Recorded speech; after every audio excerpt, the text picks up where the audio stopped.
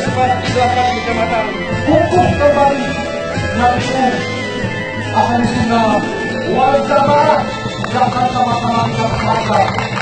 Hari partai kita tegas mendukung pasangan Haji Ahmad dan maka tidak ada satupun dari Gerindra yang keluar dari PKI menjawab no dalam rangka mengamankan pasangan Haji Ahmad dan Said Mulyani satu kebijakan mempunyai jalanan energinya besar yang kemudian hari ini akan berkewatan dunia maka ini belum bahagia sebagai pemimpin yang amanah.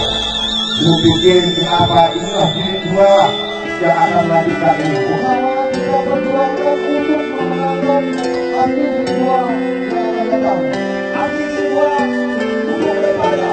Banyak momen yang besar untuk membuat dia dari sejarah berubah.